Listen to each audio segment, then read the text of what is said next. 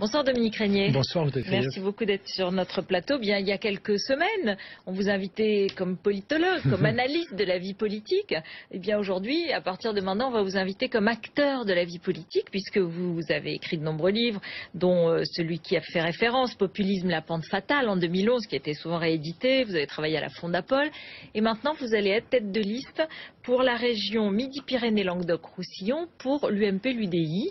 Et c'est un saut dans le vide, c'est-à-dire que, je sais pas, pour beaucoup c'est une surprise. Pourquoi est-ce qu'on fait ce trajet de passer de l'observateur à l'acteur? Dans mon cas, parce que je donne pas la leçon à personne, dans mon cas, bien sûr c'est mûrement réfléchi, c'est intime, c'est personnel, mais les raisons sont collectives. Je trouve que ça va mal, que le pays va pas bien. Je trouve que comme citoyen, je dois maintenant m'engager. J'ai fait beaucoup d'analyses, j'ai tenu la chronique un peu de ce qui ne va pas. Et je considère qu'il faut passer maintenant du côté de celles et ceux qui tentent de faire des choses. C'est la raison pour laquelle moi j'ai été très heureux d'être choisi par des élus, parce qu'ils sont, eux, confrontés à cette réalité. Et puis c'est ma région, donc ça c'est important. Chacun se sent de quelque part, moi c'est ma région. Et agir pour ma région, c'est la réponse à cette inquiétude que je ressens. Donc je m'engage pour ma région. Inquiétude. Quand je disais que vous aviez fait un travail important sur le populisme, c'est ça votre inquiétude? C'est la montée des populismes sous différentes formes, en France par exemple? Non, enfin, ça fait partie bien sûr. La montée du populisme, c'est l'expression, la manifestation d'un très grand malaise national, européen d'ailleurs aussi, maintes fois commenté et à raison. Et une société, la nôtre, qui d'une certaine manière est dans une crise profonde, se délite même. Je pourrais avoir des mots très durs pour décrire tout ce qui ne va pas. Sur le plan budgétaire, c'est une vraie catastrophe. On ne voit pas venir la solution. Sur le plan de l'emploi, c'est absolument désastreux. Ma région est touchée, on ne le sait pas assez, quand on n'est pas de cette région, mais elle est touchée de façon dramatique par le chômage. La région Languedoc-Roussillon qui va fusionner avec Midi-Pyrénées, Languedoc-Roussillon c'est le record national, c'est presque 15% de chômeurs, c'est absolument catastrophique. Donc on ne peut pas imaginer que notre société va résister avec ces défis non résolus. Et donc on continue à raconter, je parle pour moi, ou bien on dit j'essaie d'agir, j'agis, je m'engage. Quand même. Rétrospectivement, on se dit, comme politologue, alors vous aviez un regard biaisé, puisque là, vous allez rentrer à l'UMP? Ah non, ça je pense c'est vraiment un mauvais procès. Si vous voulez, tout le monde, toute personne qui nous écoute sait parfaitement que quiconque exerce une profession, même une profession d'observateur, a des préférences politiques. Personne n'est sans préférence politique, ça n'existe pas. Peut-être une machine, le robot qu'on vient de voir, peut-être qui regardait le président de la République. Mais tout le monde a des préférences. Donc simplement, on est tous capables, en particulier quand c'est un métier, journaliste, universitaire, on est tous capables de faire une démonstration, une présentation objective de la situation. Ça ne veut pas dire que ne transpire pas des préférences. Mais les gens qui écoutent sont eux-mêmes, ils sont capables de décrypter, ils sont intelligents, ils savent que là, il y a l'expression d'une préférence et que là, c'est à peu près objectif. Non, c'est pas ça le sujet, je pense. Non, le sujet, il est que, au fond, on s'engage à un moment donné quand on pense que c'est un devoir, que c'est une nécessité. Moi, je le fais avec ce sentiment-là. Je vois bien les risques qu'il y a, bien sûr. C'est un changement assez radical. Déjà, il y a quelques critiques, vous avez entendu. Quelques, au pluriel ou une? Non, plusieurs. Ah bon alors, il y a apparemment un ancien ministre cité dans un papier du Monde ce soir, mais on ne sait pas qui dit que vous êtes le seul à y croire. Non, c'est pas ça. Non. Ça, c'est une déclaration qui a été faite avant le résultat. D'accord. Et il s'est trompé. Il s'est trompé parce que vous avez été élu par 40 élus locaux. Alors il y en a un autre, et ça c'est Jean-Pierre Grand, qui est ancien villepiniste, qui est sénateur de l'Hérault, et qui dit que vous êtes commentateur parisien, favorable à l'Europe supranationale, qui va servir d'escabeau au Front National, puisque c'est une immense claque pour les élus locaux que l'on prend pour des guignols. C'est un parachutage.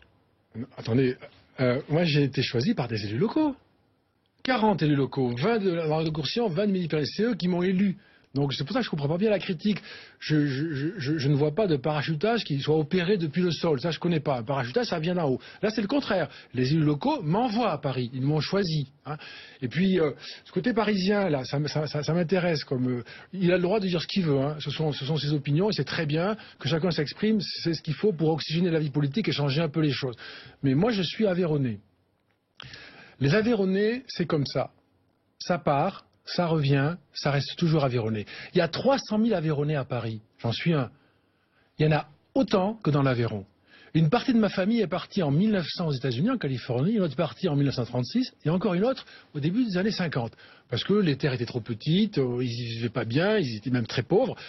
Et on sait, mon grand-père est parti, moi, de l'Aveyron pour devenir un petit bougna de rien du tout à Paris à l'âge de 14 ans. C'est tout à fait Aveyronnais, ça. Et donc, il faut savoir ce que c'est qu'être Aveyronnais. Hein, c'est ça. C'est on part. Je suis monté à Paris, moi, après le bac. Bon, voilà. C'est un grand classique. Mais on revient toujours. On ne cesse jamais d'être Aveyronnais.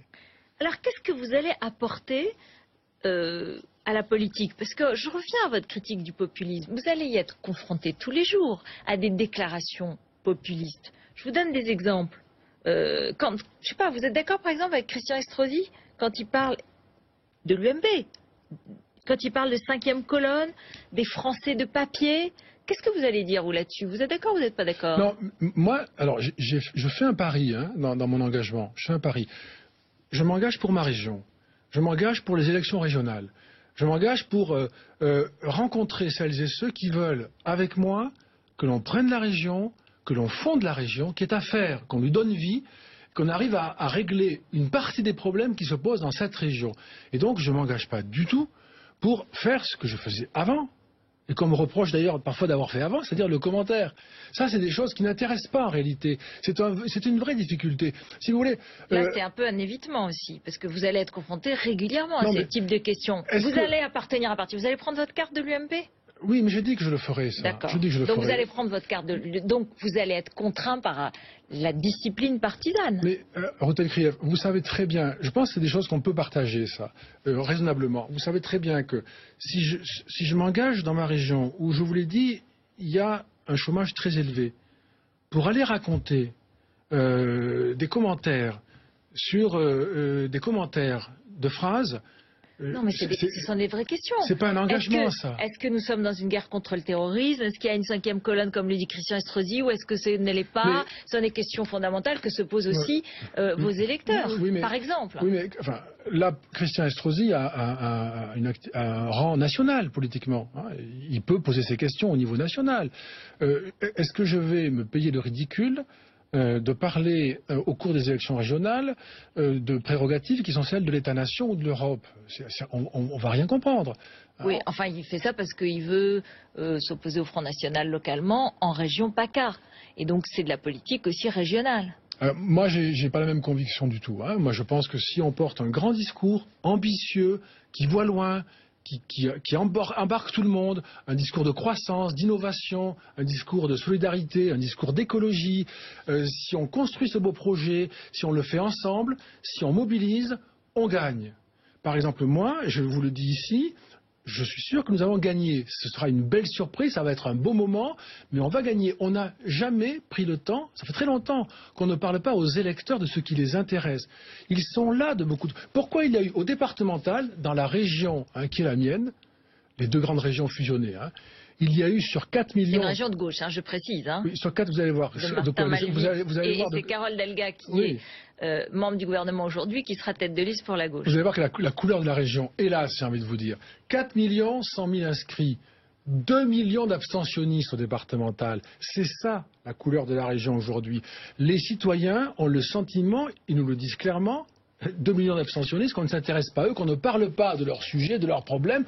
Si on continue comme ça, là oui, on va pousser. Ça fait quand même plusieurs années qu'on joue ce jeu-là, et le résultat, on le voit. Dominique je l'ai suffisamment observé moi-même. Je sais bien, c'est pour ça que je vais vous le dire. Vous avez bien observé aussi que les politiques qui arrivent de la société civile, il y en a extrêmement peu qui réussissent ce pari. Alors, ça dépend ce qu'on entend par arriver. Alors, moi, ce que je trouve juste, c'est que vous prenez quelqu'un comme moi, par exemple, et que sans qu'il ait un mandat, sans qu'il ait passé l'épreuve démocratique du suffrage, vous en faites, par exemple, un ministre ou un responsable de tête de liste, quand même. Non, mais moi, je vais me présenter devant les électeurs. Oui. Les électeurs sont souverains. Il serait quand même paradoxal de dire que l'on veut renouveler la vie politique, mais à condition que les personnes aient toujours eu un mandat, bon, ça c'est contradictoire, ou que l'on veut changer, pas toujours les mêmes, mais avec les personnes qu'on a toujours vues. Ça n'a pas de sens. Si on veut un renouvellement oxygéné, faire quand même apparaître des visages nouveaux, des profils différents. Je ne suis pas un jeune, puisque j'ai 54 ans, mais je suis un profil nouveau. D'ailleurs, on s'en étonne dans le monde politique. Candidat, très bien, ça correspond à une attente. Essayons de faire respirer tout ça et ne soyons pas étonnés de voir quelqu'un qui n'a jamais été élu venir dans la politique si on veut la renouveler. Et encore une fois, c'est l'électeur qui est souverain. Si on fait de moi un élu, je serai fier, je serai reconnaissant, mais je serai élu. Et déjà, je l'ai été par les élus à 7 samedi dernier. Vous allez avoir l'étiquette Les Républicains. Ça vous plaît comme nom? Moi, j'aime beaucoup d'abord, premièrement. Dans cette affaire, j'ai toujours trouvé que c'était une belle idée. C'est une très belle idée, je trouve. Je trouve ça, voilà, une idée magnifique. Et puis, je suis engagé depuis que je me suis investi dans cette primaire qui est unique en France, comme vous le savez, hein, pour la droite. C'est une liste d'union UMP, UDI, MoDem. On veut une union générale, c'est le cas de le dire. Il y a une fusion à opérer, les deux régions. On veut l'union pour réaliser la fusion. Et ça, c'est donc je dirais, une composition forte que de rassembler toutes ces sensibilités. Et donc, ça s'appellera, j'imagine, Républicain, UDI et puis MoDem. Vous vous êtes rapproché de Nicolas Sarkozy, d'Alain Juppé, de François Fillon. Vous voyez bien ma question, parce que très vite, si vous êtes élu, comme vous l'espérez, vous allez avoir peut-être on va venir vous demander un soutien pour la primaire ou vos affinités, est-ce qu'elles sont claires? Moi, ce que j'ai fait jusqu'ici, je peux vous le dire, c'est très simple et je trouvais ça normal. D'ailleurs, ce que j'ai fait jusqu'ici, c'est que je suis allé voir les personnes qui sont responsables, qui ont autorité, pour les informer de ma démarche et puis aussi pour avoir leurs sentiments. Si on m'avait dit, écoutez, non, vous êtes malvenu, c'est pas la peine de commencer, bon, ben, j'aurais dit stop, j'avais pas non plus, si j'en me veux pas du tout. Donc j'allais parler avec Alain Juppé. Je suis allé voir le 13 mars Nicolas Sarkozy, on était tous les deux dans son bureau, rue de Miromesnil, on a eu un échange, on a discuté. Je lui ai dit, écoutez, si vous avez un plan ferme, moi je vais pas me battre avec vous, c'est pas la peine. Hein, voilà. Il me dit, je ne vous dis pas ça. Je lui ai dit, est-ce que je peux dire que je vous ai vu, que nous en avons parlé? Il me dit, vous pouvez le dire, ce que je fais. Hein, il me dit, on verra, allez-y. Il ne m'a pas soutenu formellement, hein, mais il m'a dit, je ne vous décourage pas d'y aller. Donc j'ai poursuivi ma route, j'ai convaincu... Mais vous allez choisir qui? Ah non, moi, ça, franchement... Là, vraiment, c'est prématuré. Non, c'est pas que c'est prématuré, c'est que je dois convaincre aujourd'hui mes électeurs, ma région, de me faire confiance pour fonder une région qui fait 73 000 km². J'ai compris, mais Dominique Régnier, vous allez aussi avoir à dénigrer vos adversaires, vos compétiteurs. Moi, la secrétaire d'État Carole Delga, sûrement pas. et sans doute la tête de liste du Front National. Sincèrement, Rosalie Krief, les dénigrer, sûrement pas. Certainement pas. Et là, je suis presque sûr, je suis pas candidat à la canonisation, hein, donc j'ai des défauts aussi comme tout le monde. Mais je suis certain de ne pas les dénigrer. En revanche, je vais leur poser des questions, oui, sur ce qu'ils veulent faire pour notre région, sur ce qu'ils y ont fait ou pas fait, par exemple, parce qu'il y a quand même beaucoup de choses qui n'ont pas été faites. Si vous voulez, le chômage, il y a 550 000 chômeurs dans cette région. Hein. C'est dramatique. Hein. Moi, je veux juste répéter ça. Hein. Je demanderai à Mme Delga pourquoi, depuis 2012, le chômage n'a fait qu'augmenter et pourquoi, alors que la gauche gère ces deux régions depuis des années, le chômage n'a fait qu'augmenter. Que peut-elle faire Elle va vous demander comment vous allez faire pour le faire baisser. Que peut-elle faire de plus, je demandais, de nous dire que demain, ça ira mieux, alors que ça fait des années que ça va plus mal. C'est quand même un vrai sujet, ça. Et bien sûr, nous allons faire des propositions naturellement. On ne va pas se contenter de critiquer le bilan des autres. Merci Dominique Régnier, merci d'être venu sur le plateau de BFM TV. Restez avec nous. Tout de suite, c'est le 20h politique d'Alain Marchal.